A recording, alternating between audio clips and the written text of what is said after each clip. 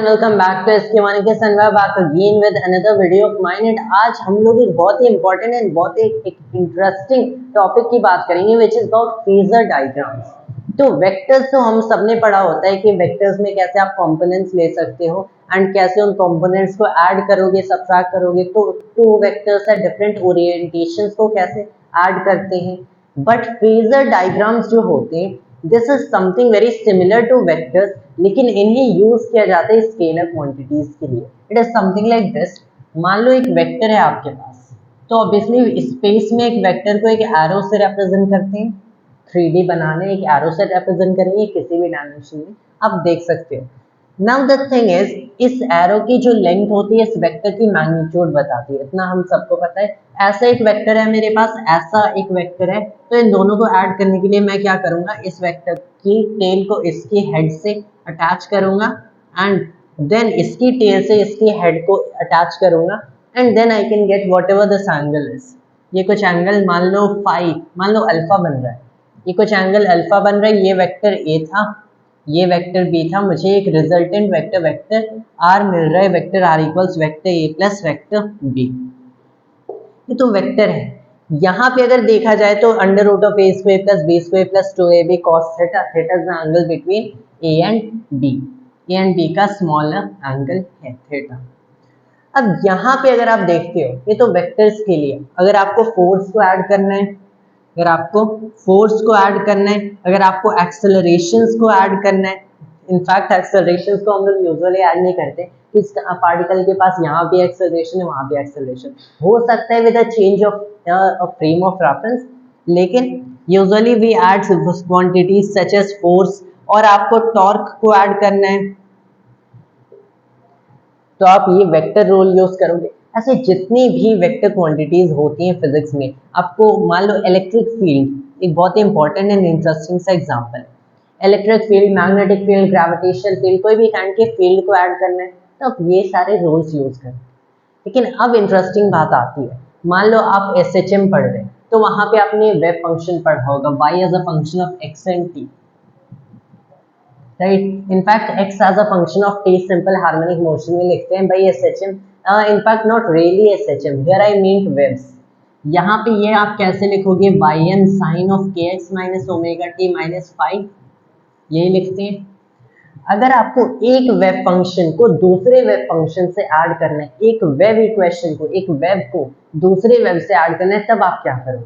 तब वहां पे कंसेप्ट आता है फेजर्स का, फेजर डायग्राम्स का। मान लो यहाँ पे आपके पास है एक y1 which is something like ym sin kx minus omega t, minus में phi1 रख लो। Then you have y2 which is basically nothing but this very same thing with phi2 as the phase now. तो यहाँ पे कुछ phase difference है delta phi का phase difference है phi1 माइनस phi2, ठीक है। आपको इन दोनों वेव्स को ऐड करने क्या करोगे, एक तो आप ट्रिग्नोमेट्रिक रूल्स लगा सकते हो। यहाँ पे sin kx minus omega T minus phi1 है, यहाँ पे sin kx minus omega T minus phi2 है, तो आप ट्रिग्नोमेट्रिक रूल से समहाउ इन्हें ऐड करोगे। As sine of a minus b है तो इन्हें एक्सपांड करके। जो दूसरा मेथड होता है, आप इस वेव फंक्शन को, ऑल्दो ये भी एक वेक्टर है यहाँ पे अगर आप देखते हो, लेकिन क्योंकि ये काइंड का डिस्प्लेसमेंट है, अगर ये स्केलर होता तो भी ये चीज जो है वर्क करती, ये चीज पोटेंशियल डिफरेंस के लिए, वोल्टेज के लिए वर्क करती है, करंट के लिए भी।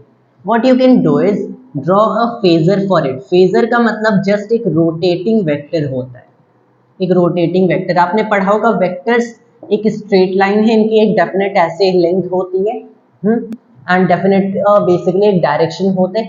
Phasor is just like a rotating vector. Rotating vector in fact ऐसे एग्जिस्ट नहीं कर सकते कि वेक्टर्स रोटेट हो रहे, लेकिन अगर हम एक ऐसा वेक्टर बना सकते हैं जो कि रोटेट हो रहा है, so that is exactly a phasor।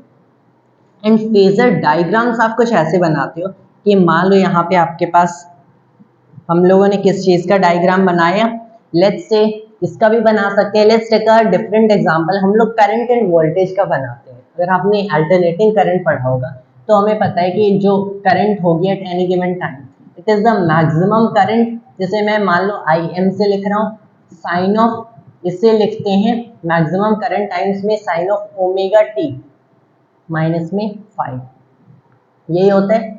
यहीं से अगर आप पोटेंशियल डिफरेंस देखते हो, potential difference across a given resistance, तो आपको ये मिल जाएगा I M R sine of omega T minus 5। तो ये जो एक अल्टरनेटिंग करंट, मान लो अगर epsilon equals epsilon M sine of omega T minus 5 is basically EMF का एक आपने सोर्स लगाया, अल्टरनेटिंग करंट सोर्स, उसको एक सर्किट से कनेक्ट किया, तब यहाँ पे इसके लिए हम लोग एक रोटेटिंग वेक्टर बनाते हैं इस करंट के लिए, सच दैट क्योंकि एक साइन फंक्शन है जो कि पॉजिटिव नेगेटिव वन इसकी एक्सट्रीम वैल्यूज है, तो ये करंट बार बार डायरेक्शन चेंज करेगा, एक बार इस डायरेक्शन में जाएगा फिर कम होता होता बेसिकली ये डायरेक्शन चेंज कर देगा, फिर इस डायरेक्शन में इंक्रीज करेगा मैक्स वैल्यू पे, उसके बाद रुक जाएगा, फिर कम होगा, फिर अगेन अपना डायरेक्शन चेंज करेगा। तो ये बार बार डायरेक्शन चेंज कर रहा है। इसे चेंज के लिए इसे मान लो मैंने कुछ ऐसा बना दिया, you will draw current such as this, ये करंट का ग्राफ है, एग्जैक्टली करंट की डायरेक्शन को रिप्रेजेंट नहीं करेगा, you have to understand, exactly current के डायरेक्शन को रिप्रेजेंट नहीं कर रहे। यहाँ पे ये जो एंगल है ये बेसिकली क्या रिप्रेजेंट करते हैं, आपका ओमेगा टी माइनस 5 रिप्रेजेंट करते हैं, जो भी आपका यहाँ पे फेज है, ये जो भी आपके पास फेज है, आपको इतने ही एंगल पे इस करंट को ड्रॉ करना है। ये जो लेंथ है, this length is not exactly at any instant the magnitude of current, unlike vectors जहां पे ये लेंथ आपको मैग्नीट्यूड देती है, फेजर में this is the maximum value of the current. ये जो लेंथ है यहां से यहां तक की, this will give you the maximum value of the current eight an angle omega T minus 5। अगर इसी चीज को आपने एक वेक्टर मान लिया फॉर एन इंस्टेंस एंड इसी को वर्टिकल पे प्रोजेक्ट करो, तब ये आपको क्या देगा, I am sine omega T minus 5, मतलब उस इंस्टेंट पे ये आपको करंट की वैल्यू देगा। So you have to understand कि आप एक फेजर, एक रोटेटिंग वेक्टर बना सकते हो। जैसे ये ओमेगा टी माइनस 5 चेंज हो रहा है, मान लो यहाँ पे हम लोगों ने ओमेगा टी माइनस 5 को इंक्रीज किया, तब साइन फंक्शन इंक्रीज करे, उसके बाद आफ्टर सर्टेन वैल्यू 90 डिग्री के बाद इंक्रीज करेंगे, तब ये करंट एक्चुअल में डिक्रीज करेगा। कैसे, हम लोगों ने स्टार्ट किया, इंक्रीज किया, यहाँ करंट पीक वैल्यू पे आ गया, फिर हम लोगों ने और इंक्रीज किया, अब करंट डिक्रीज होगा क्योंकि इसकी जो वर्टिकल प्रोजेक्शन है उसकी वैल्यू बेसिकली डिक्रीज हो रही है, वाइल ये वैल्यू अगर आप देखते हो कांस्टेंट रहती है। तो it is something like this, ऐसे एक हम लोग आर्क बना सकते हैं and it is rotating, current इस डायरेक्शन में रोटेट कर, and again I will say ये करंट की एग्जैक्टली आपको नहीं बता रहा कि करंट यहाँ पे जा रही है यहाँ पे जा रही है, आपको बस करंट की प्रोजेक्शन दे रहा है।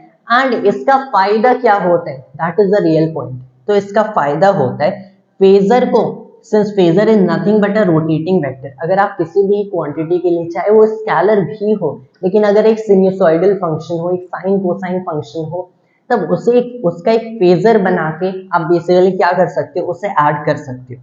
कैसे, मान लो even you have potential difference, मान लो आपके पास यहाँ पे मैंने एक ऐसा कुछ बनाया, ये करंट तो यहाँ पे हमारे पास ऐसे ही करंट को तो हम लोग सीधे स्केलर वैल्यू से ऐड कर देते हैं। अगर आपके पास इलेक्ट्रिक फील्ड है, आपके पास इलेक्ट्रिक फील्ड है जिसकी मैक्सिमम मैग्नीट्यूड मान लो मैंने EM ले लिया sine of kx minus omega T, ये मैंने फील्ड को लिया है, तब एट वन पॉइंट आप एक फील्ड ऐसे बना सकते हो, उसके साथ ही साथ this is something like E1, यहाँ पे kx माइनस ओमेगा टी, आप एक फील्ड ऐसे बना सकते हो विच इज E2, जिसकी मैक्सिमम वैल्यू उतनी ही है, दैट इज इसकी लेंथ उतनी ही होगी, लेकिन ये E2 के लिए you have a phase angle of φ2, तब ये कितना हुआ, ये ओमेगा टी माइनस φ1 हो गया, और यहाँ पे kx माइनस मैंने लिया है kx माइनस ओमेगा, अगर देखते हैं तो एग्जैक्टली मैंने यहाँ पे फेज एंगल लिखा नहीं है, सो कंसिडर हियर कि मैंने माइनस एक φ1 यहाँ पे लिखा है, so kx minus omega T minus φ1, यही चीज अगर आप देखते हो, so here you have kx minus omega T minus में φ2।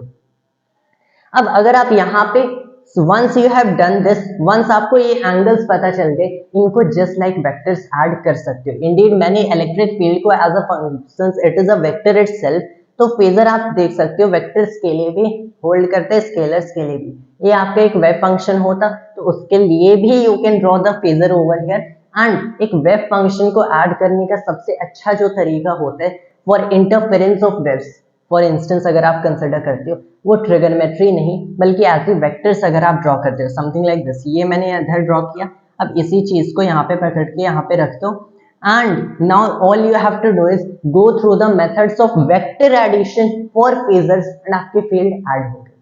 तो phasor is a really good way to add certain things, जैसे कभी भी किसी फील्ड की इंटरफेरेंस हो, किसी वेब की इंटरफेरेंस हो, या फिर अगर आपको करंट एंड वोल्टेज का बेसिकली फेज डिफरेंस जानना है कि करंट एंड वोल्टेज में कितना फेज डिफरेंस है, उसे प्लॉट करना है, so this is actually how you do it. Use phasor diagrams and things really get a lot simple. And in fact अगर आप देखते हो तो वेक्टर्स को प्लॉट करने का एक और तरीका होता है, वो होता है कॉम्प्लेक्स नंबर्स के through. So I'll try bringing another video over it someday, anytime soon. But that was all for today, and thanks to all of us.